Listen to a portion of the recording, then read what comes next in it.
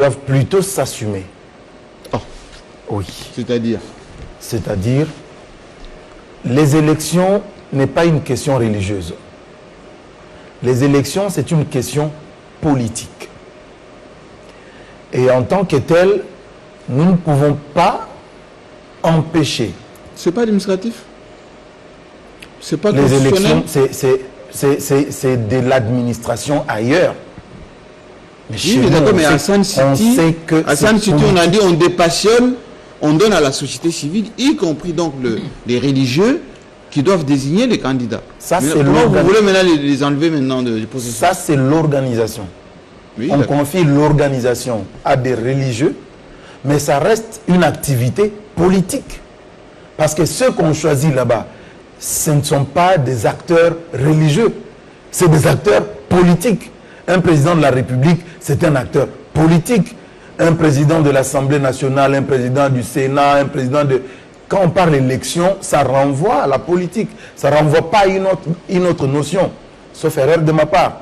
Mais je crois savoir que c'est cela. Donc, les responsables de confession religieuse, ils doivent s'assumer, ça signifie ne pas se plaindre. Parce que moi, je comprends mal que le président de la République, qui veut donner des injonctions, s'il y en a, au président de l'Assemblée nationale, choisit de passer par ses conseillers ou ses collaborateurs. Il ne va pas le faire tout seul. Hein. Alors qu'il sait il a des émissaires. Il a au sein, si vous pouvez me laisser parler, il sait qu'il a au sein du bureau de l'Assemblée nationale quelqu'un qui s'appelle Jean-Marc Kaboum.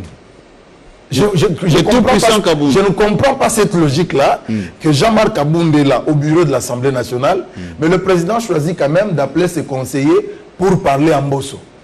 Je trouve ça quand même...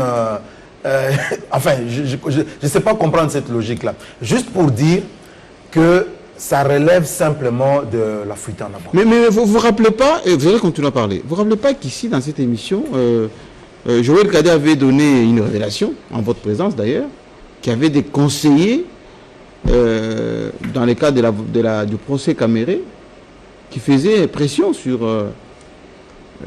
le juge ou le magistrat.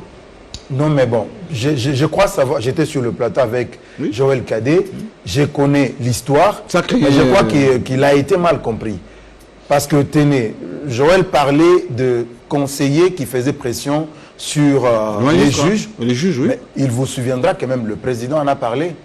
Le président a dit qu'il ne permet pas à un conseiller d'aller faire pression sur un juge. Le jour où vous entendez cela, il faut remonter vers moi. Mais apparemment, ils n'ont pas changé les conseillers. Hein? Non, mais... Il y en a deux qui vont voir Mbosso pour lui faire endosser le monsieur qu'on ne citera pas ici. Bon, je voudrais terminer l'affaire Mbosso et les religieux. Parce que les conseillers du président de la République, ils savent qu'ils ne peuvent pas interférer dans l'action de l'Assemblée nationale ou de notre pouvoir que les activités du président de la République. Lorsqu'ils le font, c'est comme on a trafic d'influence et ils sont condamnables par la loi.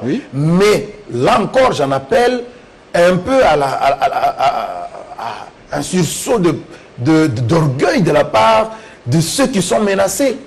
Pourquoi ne pas saisir les instances nécessaires lorsque vous faites objet de ces menaces, de pressions de la part de quelqu'un qui n'a rien à voir avec votre travail? Je crois qu'ils doivent faire preuve quand même d'un peu de plus de responsabilité. Mais maintenant, au niveau de l'Assemblée nationale ou au niveau de la CENI, moi je crois qu'il ne sert à rien de dire au monde, voilà, j'ai la pression, je suis menacé, j'ai ceci, j'ai cela. Vous êtes responsable. Vous devez agir en toute responsabilité, quelles que soient les pressions. Parce que même si les conseillers vous mettent la pression, même si les conseillers vous mettent la pression, moi je ne vois pas ce qu'un conseiller peut faire à quelqu'un comme l'abbé Chollet.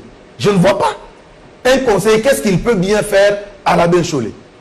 Je ne vois pas. Ou à Albert Kankenza, ou au pasteur Dodo Kamba, ou à Sonika Fouta, ou au père spirituel Kimbangis. Je ne vois pas ce qu'un conseiller du président de la République peut faire à ces hommes-là. C'est quand même des gens élevés en dignité.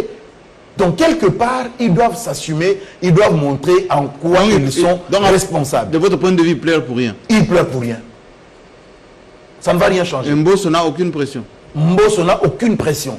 Si pression il y avait, il vous écoute, ça viendrait de son bureau. Parce que Jean-Marc Abound qui est là, il est le représentant valable de l'UDPS. Et si vous voulez bien, du président de la République issu de l'UDPS. Même si aujourd'hui, il est président de la République au-dessus de la mêlée. Donc Mbosso n'a pas de pression à recevoir d'un conseiller du président de la République pendant que Jean-Marc Abound est là. Merci beaucoup. Je pose la même question à Israël Moutala. Est-ce qu'il est normal que quand on cherche à avoir des élections inclusives, régulières, comme les Américains l'ont demandé, parce qu'on a dit que Blinken a envoyé un avertissement chez nous pour nous dire pas d'éclissement, pas des élections truquées, etc. Et c'est ce que Fayou nous dit, c'est que les religieux commencent à redouter aujourd'hui. Est-ce que ce ne sera pas bis repetita de 2006-2011?